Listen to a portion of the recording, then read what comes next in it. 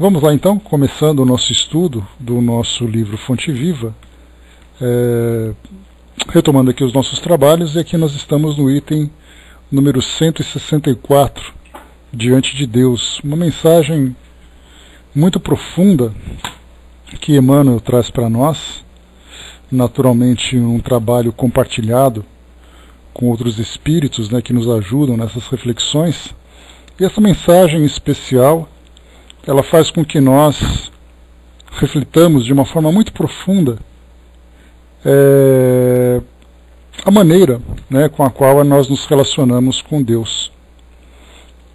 Ele chama atenção aqui para nós, lá no livro de Mateus, capítulo 6, versículo 9, quando Jesus ensina o Pai Nosso, para aqueles discípulos que procuravam se relacionar com Deus, principalmente a partir de uma cultura que era transmitida através da religião judaica, de que Deus era um Deus severo, um Deus punitivo, da mesma forma como Moisés acabou ensinando às gerações anteriores.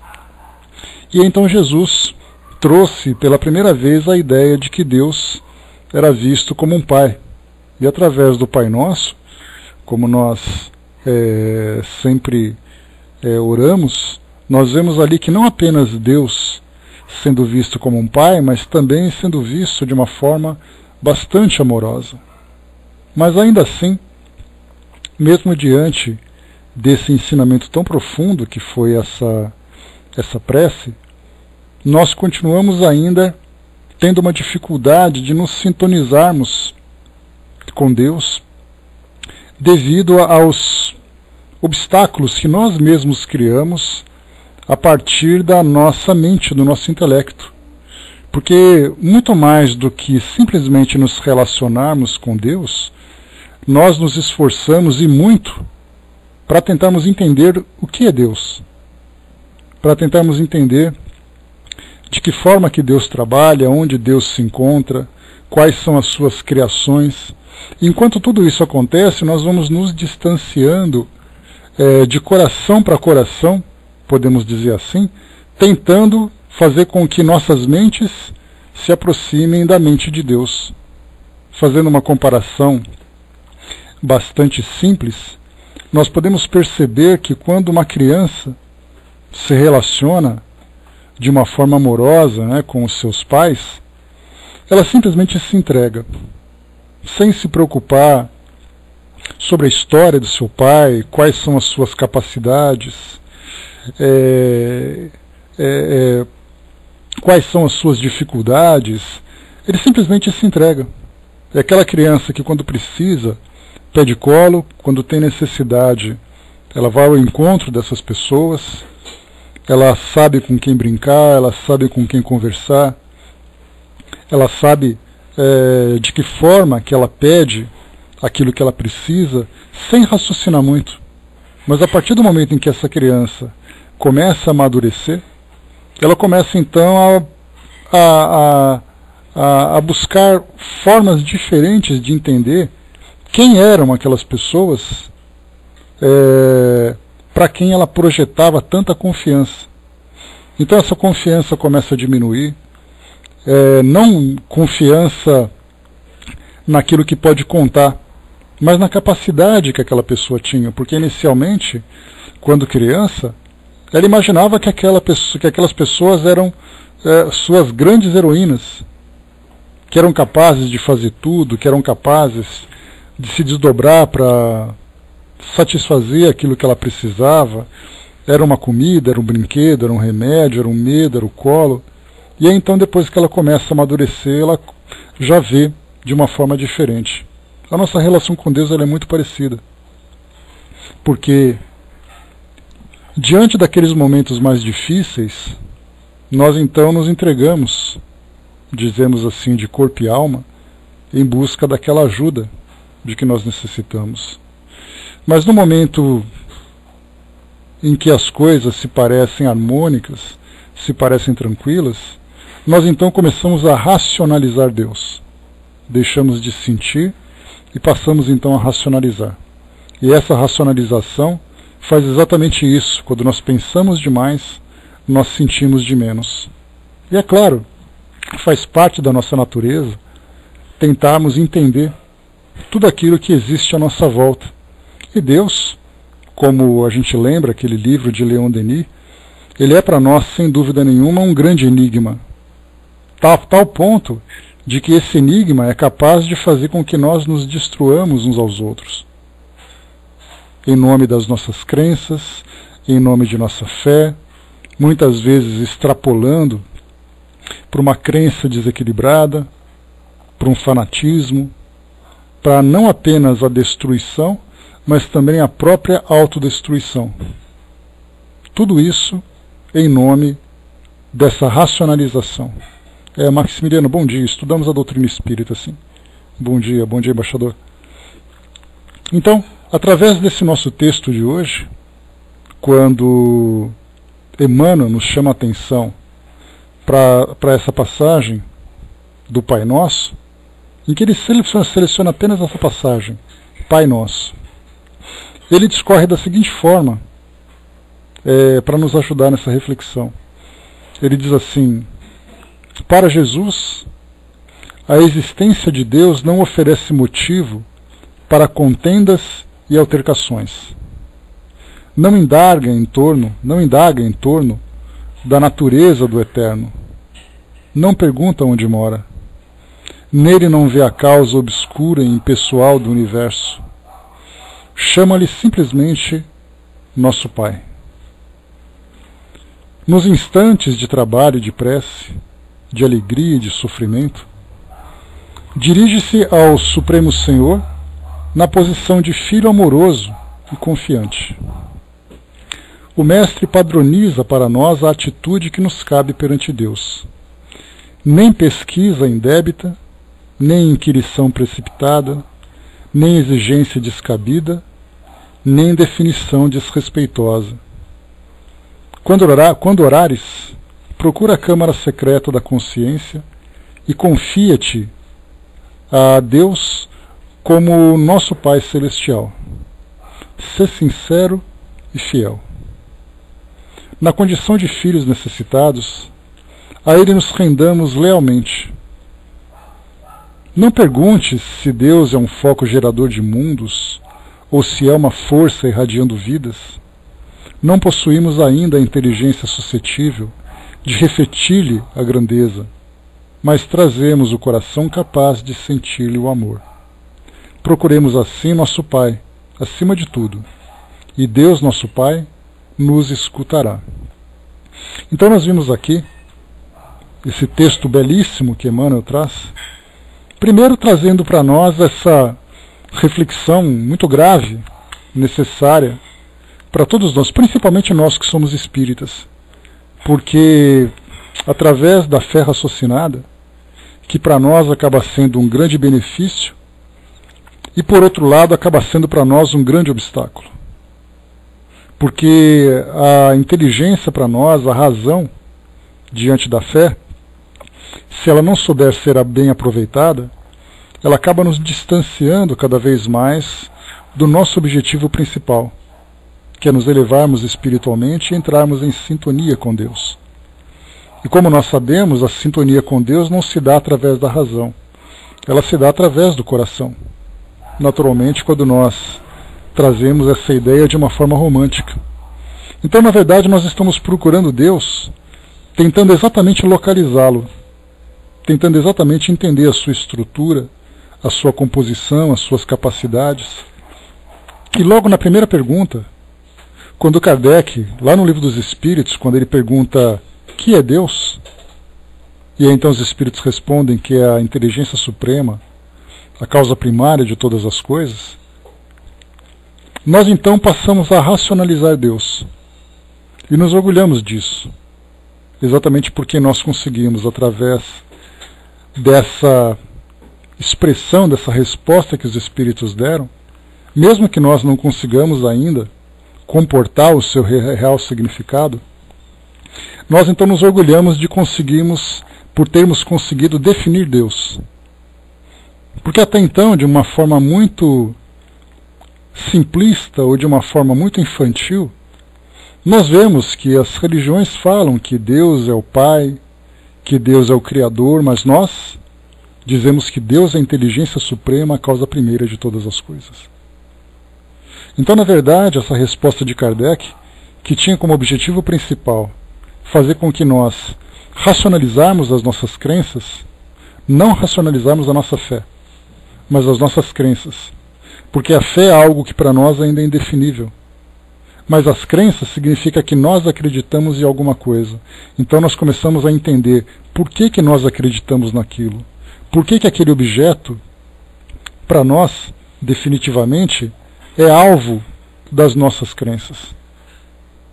E é então por isso nós racionalizamos tudo aquilo que existe à nossa volta relacionado com o mundo material, desde a sua criação, que é aquilo que nós estudamos, né, como sendo uma das grandes mitologias trazidas pela religião que nós abraçamos, pelas crenças que nós abraçamos, até entrarmos, né, no mundo espiritual, que para nós também é um objeto de fé, já que nós, na grande maioria das vezes, não conseguimos ainda tateá-lo, percebê-lo, mensurá-lo. Então nós acreditamos no mundo espiritual por uma questão de fé. Mas nós então começamos a mudar o mundo espiritual, mudar a sua aparência, a sua estrutura, o seu desenvolvimento, a partir desse raciocínio lógico que nós aprendemos a desenvolver. Então para isso serve para nós a fé raciocinada. Mas nós não temos condições de racionalizarmos a nossa relação com Deus. E por isso nós começamos então a perceber que o mundo hoje, de um modo geral, acaba se desviando desse objetivo principal, que é essa aproximação, exatamente por tentar entender Deus. Muitas vezes não de uma forma científica, não de uma forma lógica, mas tentar entender a partir do ponto de vista de cada um. E então, essa mensagem que é trazida para nós, embora ela seja de uma obra que tem origem dentro da doutrina espírita, né, psicografada por Chico Xavier e Emmanuel, um espírito bastante conhecido no nosso meio e tudo mais, ela é uma mensagem que ela não é dirigida apenas aos espíritas. Tudo aquilo que chega do mundo espiritual, diferentemente daquilo que nós imaginamos, ela não é algo exclusivo para aqueles que acreditam na doutrina espírita, para aqueles que seguem a doutrina espírita. Na verdade, é para todos aqueles que desejam conhecer o mundo espiritual a partir dessa perspectiva. Então alguém que abre esse livro Fonte Viva e se depara com um texto como esse, ele também está sendo envolvido, ele também está sendo agraciado por essa colaboração que chega no mundo espiritual. Então todos procuram entender Deus a partir das diversas visões, e a doutrina espírita então traz a sua colaboração. Não exclusivamente, mais uma vez, para aqueles que são espíritas, mas para todos aqueles que se interessam por esse ponto de vista. Então, na verdade, nós temos vários pontos de vista espalhados pelo mundo afora. Nós temos cada religião trazendo ali a sua definição, trazendo o seu entendimento. Cada fiel, cada crente tentando entender Deus a partir do seu ponto de vista.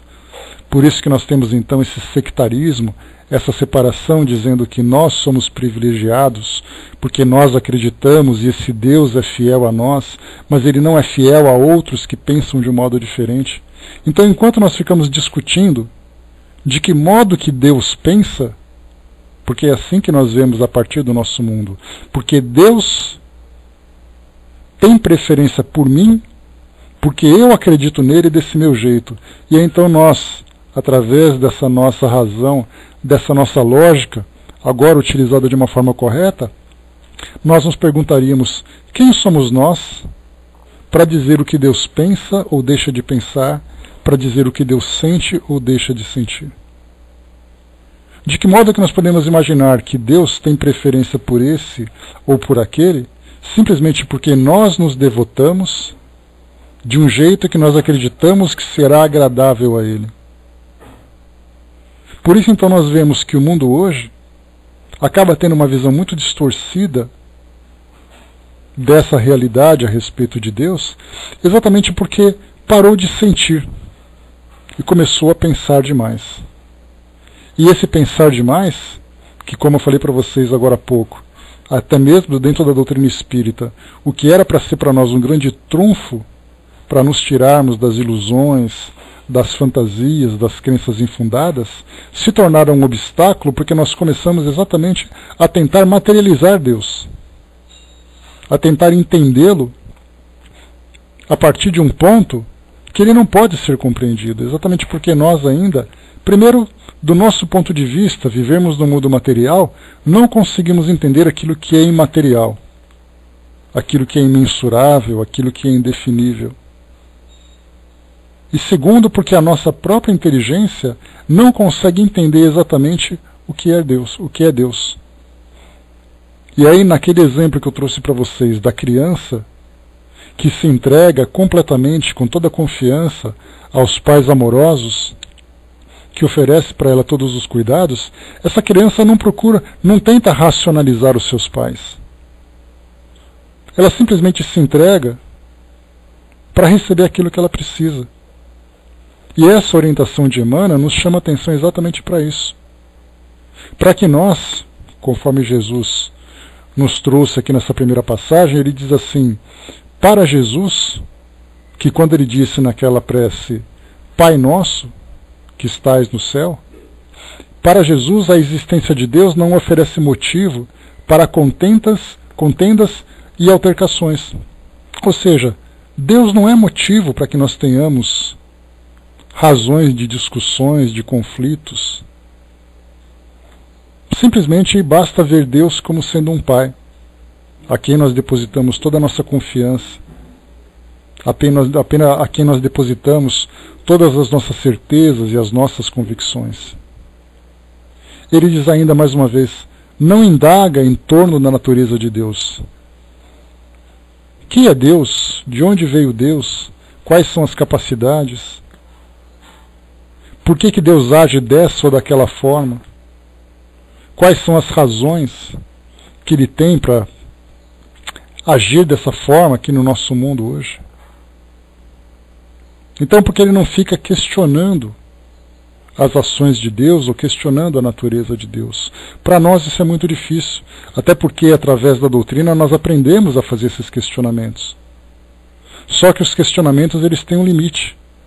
Eles não podem se tornar aquelas nuvens carregadas e pesadas com tantas dúvidas, com tantas angústias, para simplesmente tamparmos, vamos dizer assim, a luz do sol que vem em nossa direção. Na verdade, todos esses questionamentos, eles nos ajudam a entender aquilo que é possível e aceitar aquilo que para nós ainda não é possível. Mas é exatamente ali que nós nos prendemos. Porque nós tentamos aceitar e entender aquilo que é possível e ficamos desesperados por não entender aquilo que não é possível. É aí então que nós paramos de sentir. É aí então que nós nos desconectamos, nós saímos dessa harmonia com o pensamento divino. O Zé colocou para nós ali em cima, né, o conceito de inteligência suprema, a causa primeira de todas as coisas, passado a Kardec, que ele aceitou é devido ao positivismo, que imperava na França e na Europa naqueles meados do século XIX. Era uma resposta compatível com o pensamento racional daquele momento. Né? O La Fraterna Ligeirinho era um pensamento racional compatível com aquela realidade que se vivia. E como eu falei para vocês, inclusive quando nós mesmos estudamos o Livro dos Espíritos, e conseguimos também, e estudamos também no próprio livro A Gênese, naquele capítulo 2 que fala sobre Deus e toda a sua natureza, quando Kardec diz, né, que Deus é imaterial, é imutável, soberanamente justo e bom, talvez essa seja a definição mais completa, muito mais completa inclusive do que a própria resposta dos Espíritos no Livro dos Espíritos. Porque dizer que Deus é a inteligência suprema, a causa primeira de todas as coisas. Dizer que Deus é a inteligência suprema, qual é exatamente a dimensão que nós temos da inteligência?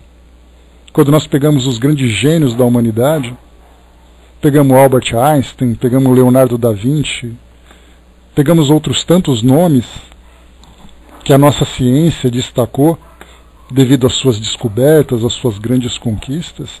Esse é o nível de inteligência máxima que nós conhecemos.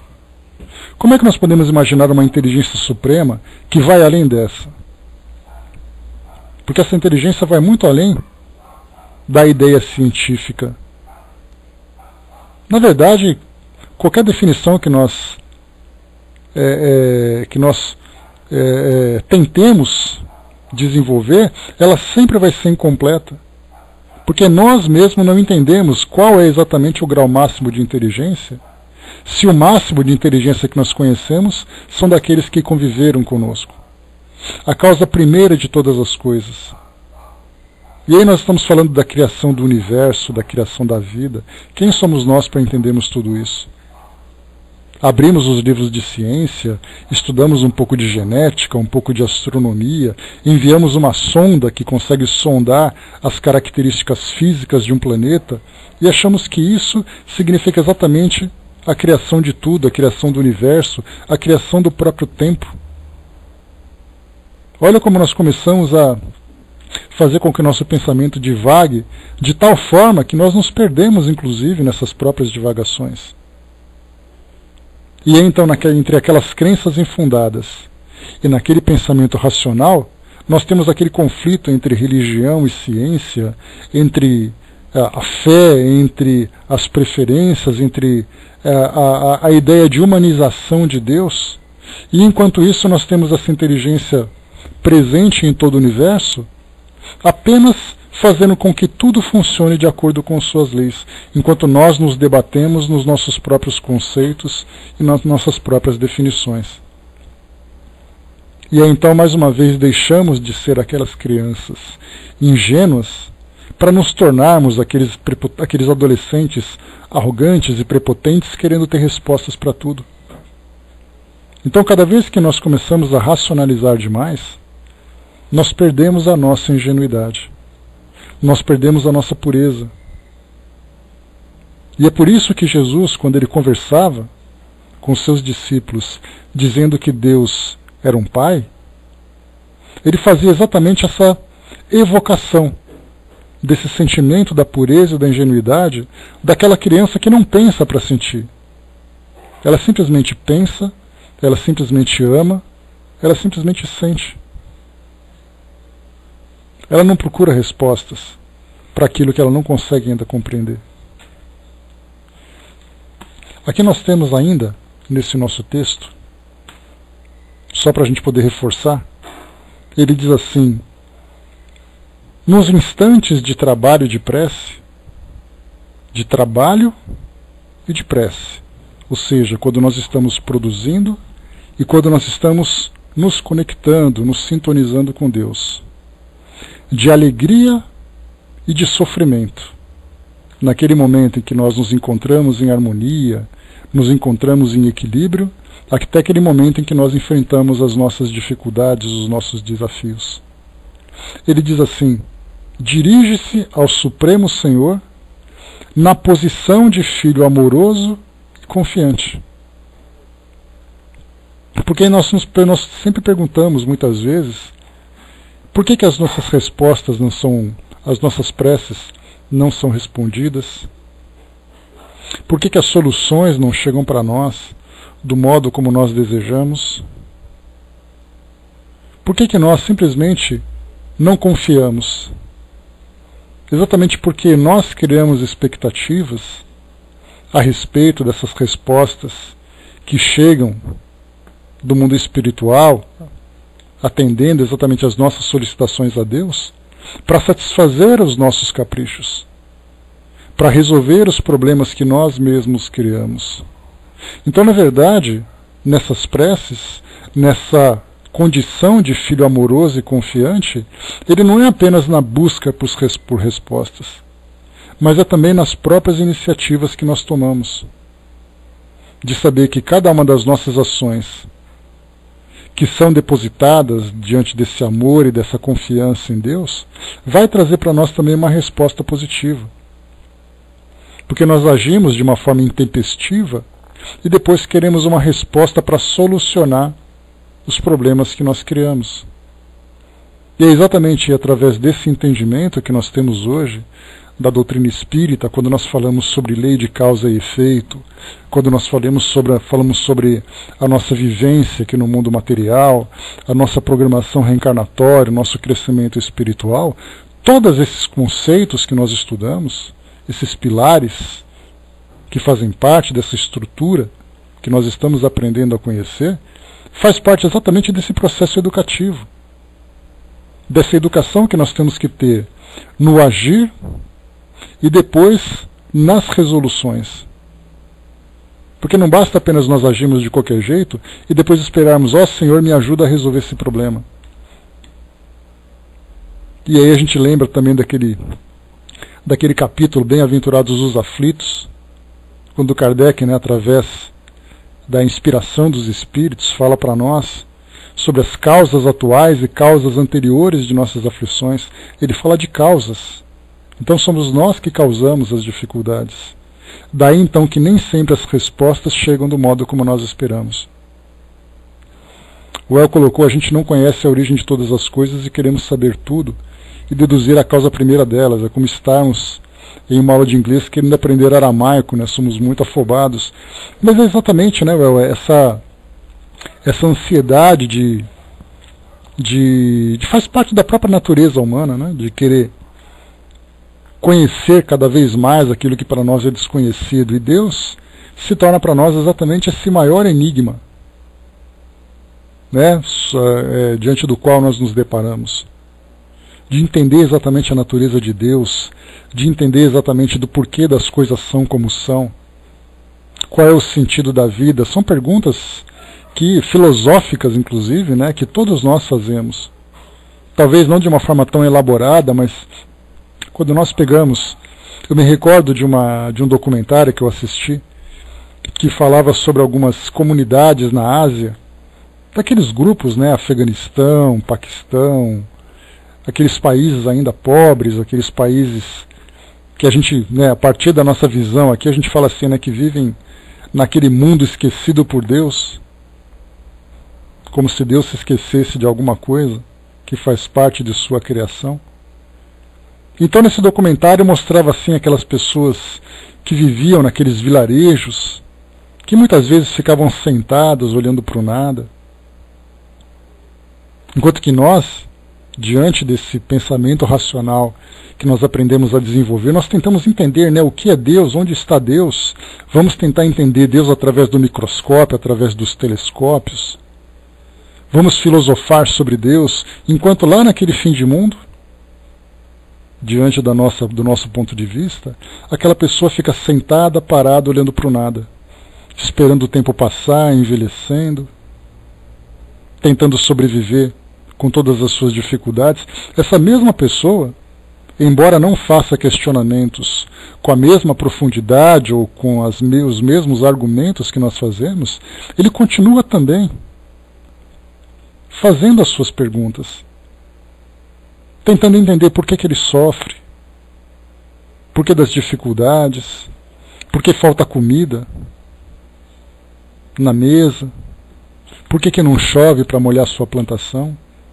E nós ficamos perguntando, como Deus criou, Deus foi responsável pelo Big Bang, Deus fez isso, Deus fez aquilo. Então essas perguntas são muito naturais para todos nós. Nós queremos conhecer principalmente aquilo que dá sentido para a nossa própria vida.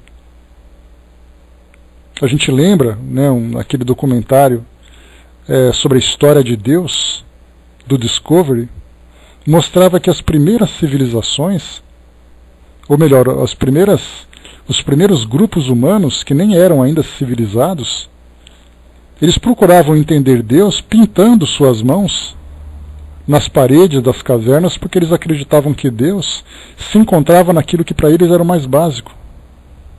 Depois eles saíram das pedras e começaram a procurar Deus nos fenômenos da natureza, na chuva, no sol, no vento, nas tempestades, no fogo, nos animais, nas plantas.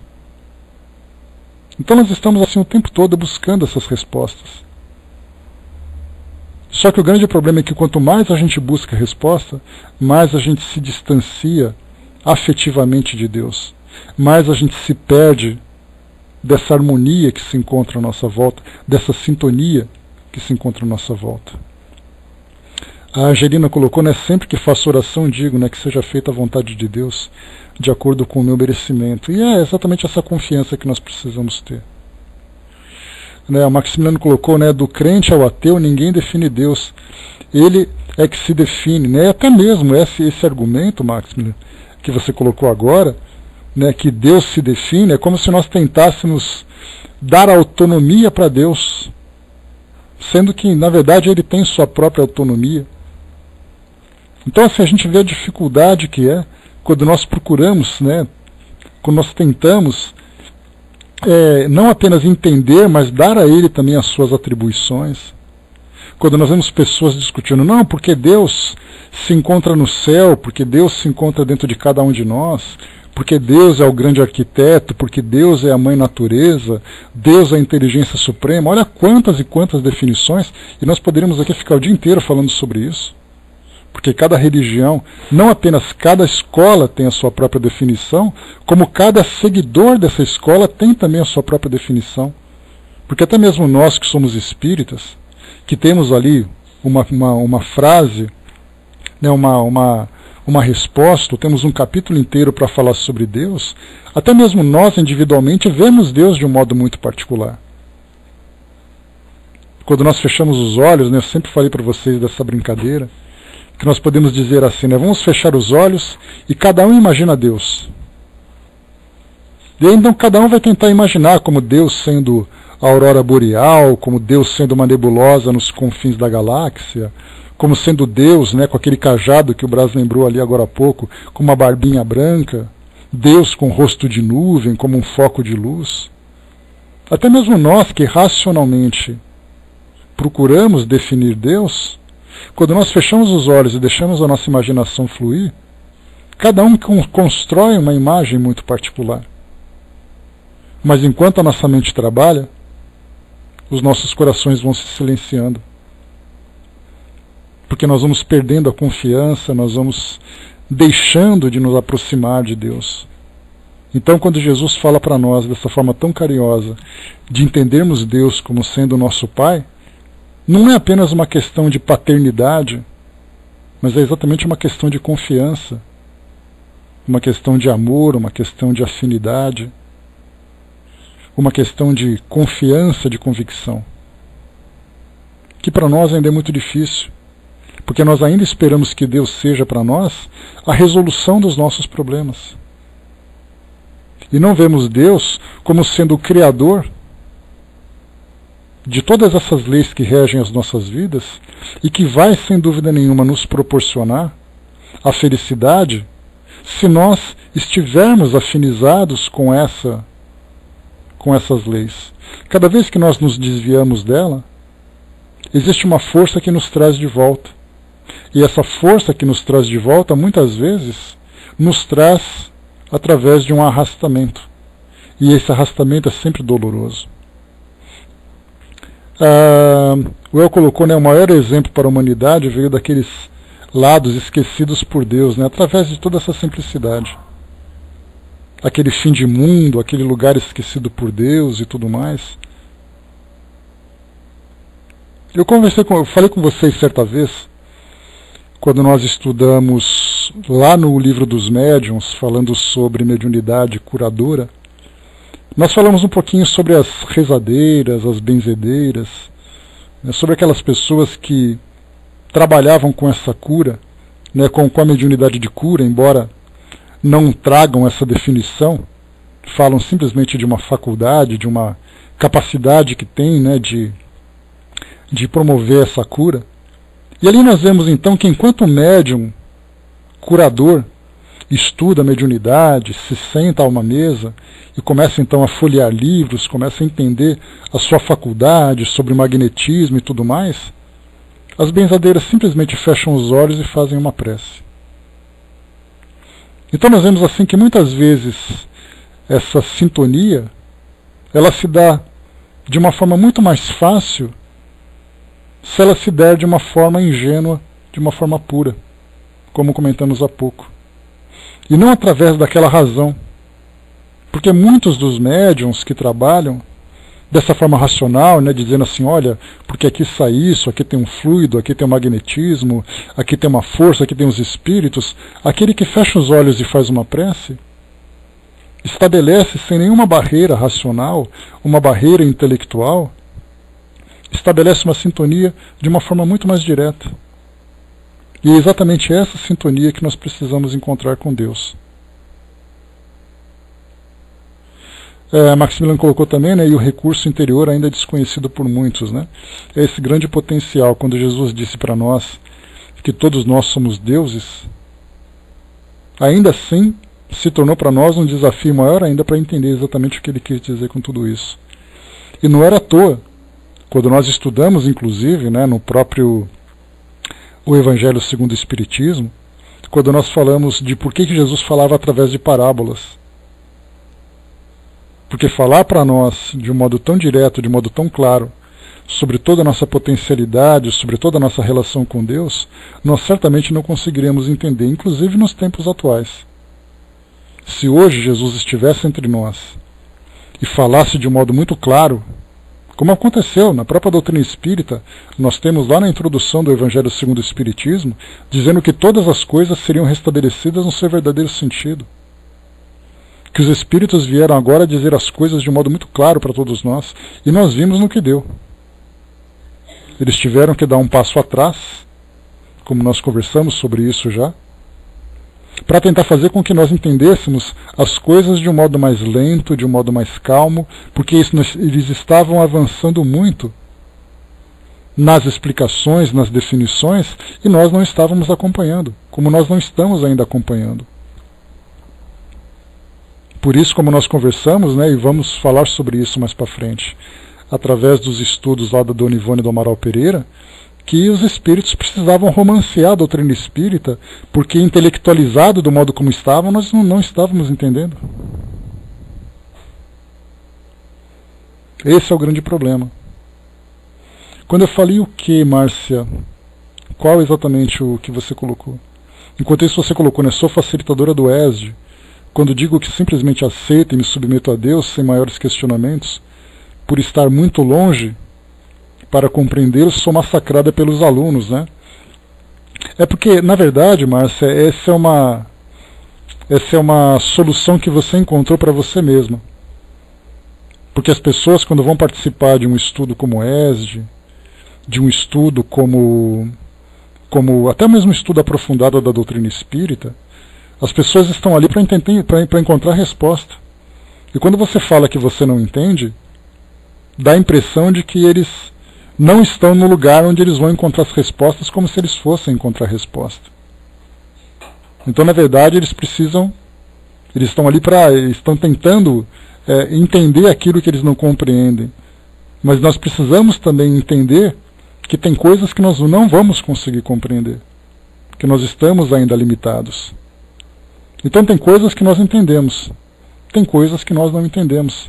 E é exatamente nesse momento em que nós nos submetemos, em que nós nos entregamos com toda a confiança, com toda essa pureza que nós falamos há pouco.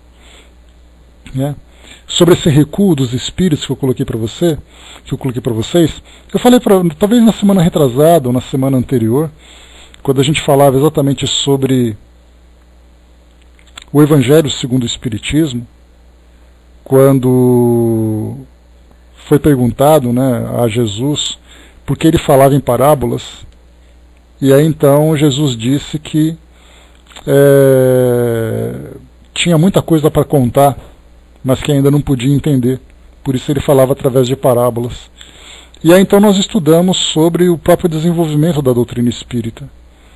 E quando nós falamos sobre a produção das obras da codificação, o Evangelho segundo o Espiritismo, o Livro dos Espíritos inicialmente, o Evangelho, o Livro dos Médiuns, a Gênese, o Céu e o Inferno, a Revista Espírita de um modo geral, todo esse material que foi produzido na época de Kardec, quando nós chegamos, quando a doutrina espírita chegou aqui no Brasil, ela encontrou um cenário completamente diferente.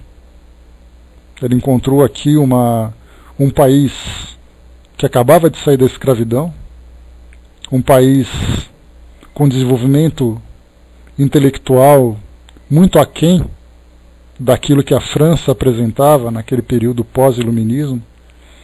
E aí então o Dr. Bezerra de Menezes, através da Dona Ivone do Amaral Pereira, no livro Recordações da Mediunidade, ele falava exatamente que os espíritos precisavam mudar a estratégia, exatamente porque nós não conseguimos acompanhar a filosofia espírita em toda a sua profundidade. Então houve a necessidade de romancear a doutrina espírita. E aí então os espíritos, em vez de falar para nós de um modo muito claro, muito direto, eles começaram então a romancear, a contar histórias. Exatamente como Jesus fez naquela época, que em vez de ele falar de um modo muito claro sobre todas as leis e toda a realidade que envolvia o mundo espiritual, a criação, o próprio Deus, ele contava pequenas histórias, contava parábolas. Então hoje nós temos parábolas modernas, que são esses romances, que são essas mensagens, que são todas essas interpretações que os espíritos trazem para nós. Por isso então esse recuo que eu comentei foi exatamente essa necessidade que os espíritos tiveram de fazer com que a doutrina espírita saísse daquele nível mais elevado de intelectualidade que ele se apresentou naquele início, para algo mais popular, algo mais vulgar.